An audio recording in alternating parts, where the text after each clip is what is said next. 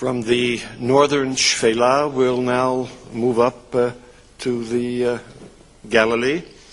And our next speaker is Professor Amikhai Mazar from the Institute of Archaeology here at the Hebrew University. His research interests include the Bronze Age and Iron Age and the relationship between archaeology and biblical history.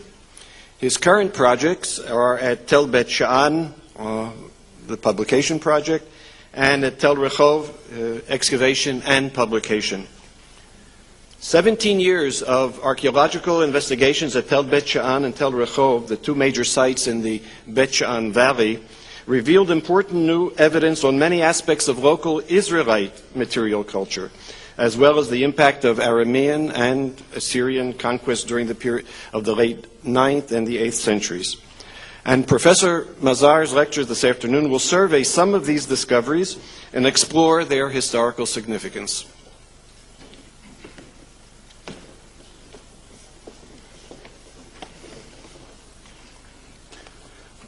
Professor Kogan, ladies and gentlemen, in light of the current, can you hear me?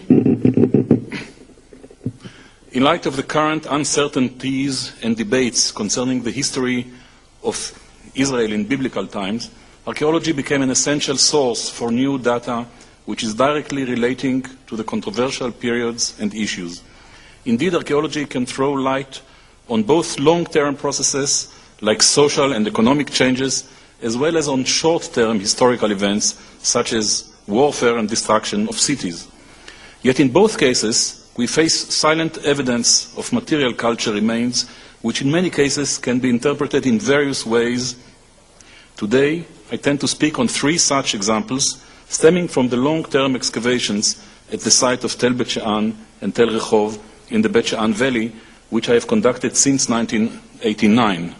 I assume we need a PowerPoint. Without this, archaeology can't work.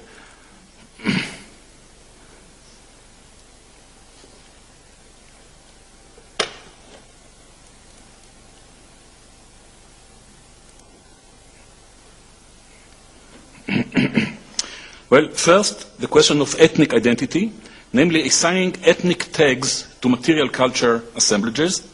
This issue is difficult in particular when dealing with transition periods and periods of historical uncertainties, such as the 10th and 9th centuries in the northern valleys of Israel.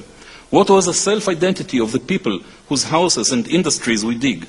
Did they consider themselves Israelites, Canaanites, or just belonging to local lineages, living for generations in their own cities? A related issue is that of their religion.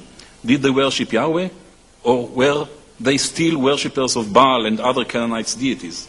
Second, the question of the agents of destructions. Can we identify securely the causes of destruction layers in our excavations? Third, the question of chronology and its implication on utilizing archaeology for historical reconstruction. When we deal with the 10th and 9th centuries in Israel, we face the particular controversy over the Iron Age chronology, which has direct implications on the debated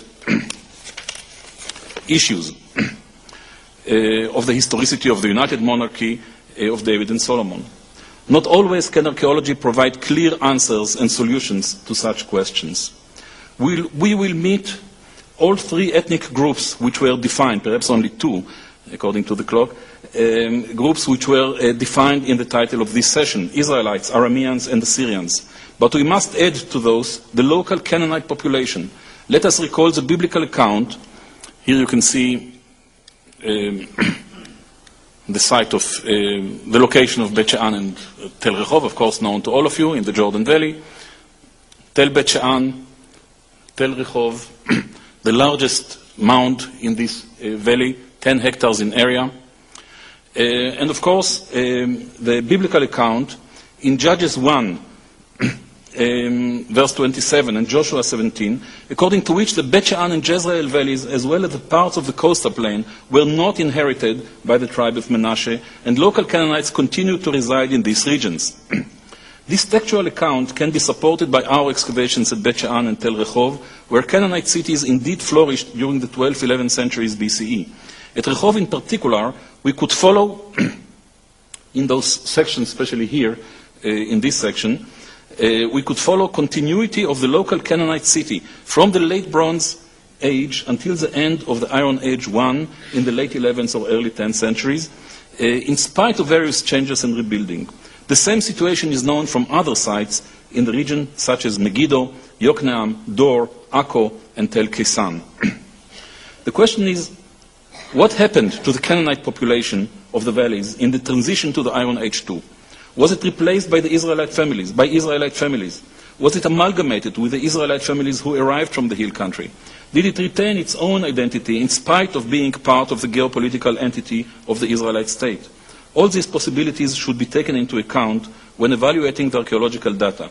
Alternative scenarios can be suggested, and indeed during the 10th and 9th centuries we can observe variations between various sites. Even Bet She'an and Rehov differ from one another in the details. I will now present very shortly the results of our excavations at Rehov and Bet She'an relating to this period.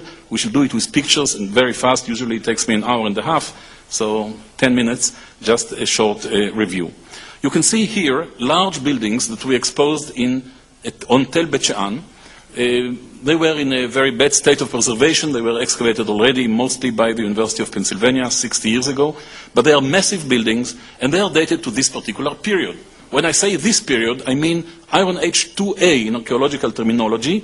The problem is that according to all of us, and on this we have no debate, it is very, very difficult to distinguish between the 10th and 9th centuries. Only very lately now we start to learn to differentiate between these two centuries, and it will take time. More research is needed. So the pottery that we find in these particular buildings can be dated either to the 10th or to the 9th. They are massive buildings, and they are probably related and are part of a much larger complex, which you can see here, a very well planned town, as you can see on this plan. But Tel Rehov is indeed the most important site, I think, in northern Israel relating to the 10th and 9th centuries BC. In this site, we excavated large areas, all dated to this particular period. The reason is that in the lower city, about 5 hectares of the lower city of Tel Rehov were completely destroyed during the 9th century BC, just like at Tel Tzafit, and probably by the same agent. And there was no activity after that. That means when we dig here, after 2 inches of excavations, we find ourselves in 9th century BC buildings well preserved. And what we see here in these large areas that were excavated by us is a very peculiar and unusual picture. A whole city built of mud bricks without stone foundations, very, very unusual in Iron Age architecture of this country. In many places we find wood as foundations for walls and floors, also a unique feature. And we have the plan. These are 3 plans that are showing you the earliest city, 10th century BC, according to radiocarbon dates. The green city, stratum 5. This is stratum 6, stratum 5, the green city, according to radiocarbon dates, late 10th century, early 9th century BC. And the blue city, which you can see here, this is the one that was finally destroyed and abandoned, according to radiocarbon dates, 9th century, no later than 840 or 830 BC. That means exactly the date that we heard just now from Aaron Meir at Tel Tzafit. So we have here 3 well-planned cities. What you see here is just one area, our main area of excavation, Area C. Very well-planned city, densely built throughout this period. In fact, if we dig below this red city, we shall find ourselves in the Iron Age I, in the 11th century BC, and again we shall find very well-planned city, as our small trenches indicated. So the word here is continuity. We have a continuity of urban life throughout this period, from the 11th through the 10th, into the 9th century, until this final destruction and abandonment of at least half of this city. You can see examples of this unique architecture, very well planned mud brick, very well preserved mud brick walls. Here are a few examples. You can see the ovens that are well preserved and so on. The green city, stratum 5, is unique in having in one area this unique discovery, the apiary, the beehives, which are the only ones found so far in archaeology anywhere.